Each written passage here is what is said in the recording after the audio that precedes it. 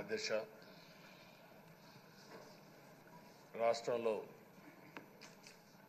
రాష్ట్రంలోనే కాదు తెలుగు రాష్ట్రాల్లో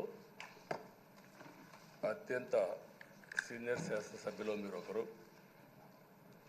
బీసీ నేతగా గుర్తింపు ఉన్న మిమ్మల్ని నేడు శాసనసభ అధ్యక్ష పదవిలో చూడడం చాలా సంతోషంగా ఉంది అధ్యక్ష.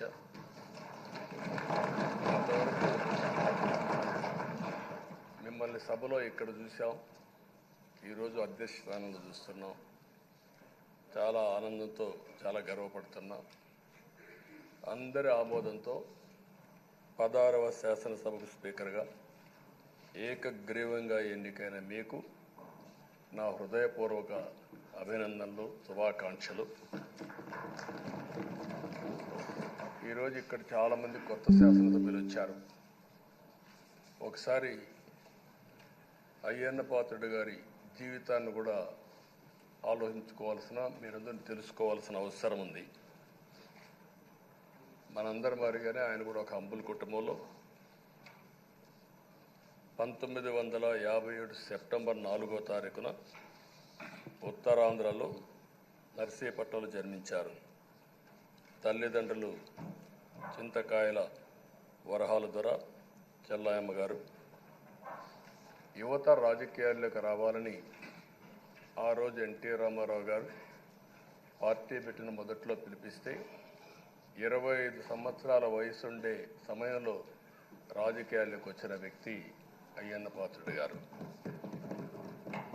అక్కడి నుంచి 7 సార్లు ఎమ్మెల్యే అయ్యారు, ఒకసారి ఎంపీ అయ్యారు. ఎమ్మెల్యేగా, ఎంపీగా, మంత్రిగా తెలుగు రాష్ట్రాల్లో తనకంటూ ఒక ప్రత్యేకమైన ముద్ర వేయగలిగారు. ఏ పదవి ఇచ్చినా ఆ పదవికి వన్నె తీసుకొచ్చిన వ్యక్తి అయ్యన్న పాత్రుడు గారు. వారి కుటుంబం కూడా మనం ఆలోచిస్తే కొంతమంది ఫస్ట్ జనరేషన్లో రాజకీయాల్లోకి వస్తారు. అయ్యన్న పాత్రుడు గారిని చూస్తే 6 దశాబ్దాలు రాజకీయ చరిత్ర కలిగిన కుటుంబం. 1962లో అయ్యన్న పాత్రుడు గారి తాత లచ్చా పాత్రుడు గారు స్వతంత్ర పార్టీ నుంచి పోటీ చేసి గెలిచారు.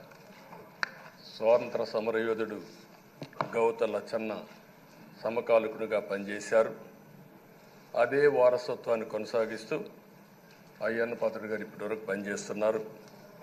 83, 85, 94, 99, 2004, 2014, 2024లో ఎమ్మెల్యేగా విజయం సాధించారు.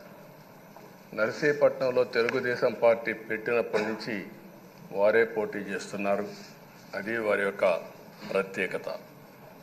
7 సార్లు ఎమ్మెల్యే గెలవడం, 16 సంవత్సరాలు మంత్రిగా పనిచేయడం, 1996లో అనకాపల్లి ఎంపీగా గెలుపొంది 2 సంవత్సరాలు అక్కడ పనిచేయడం, తెలుగుదేశం పార్టీ పాలిట్ బ్యూరో సభ్యుడిగా 10 ఏళ్లు పనిచేశారు. టెక్నికల్ ఎడ్యుకేషన్, రోడ్లు, భవనాల శాఖ, అటవీ శాఖ, పంచాయతీరాజ్ శాఖ మంత్రిగా బాధ్యతలు నిర్వహించారు. 3 సార్లు R&B మినిస్టర్గా పనిచేశారు.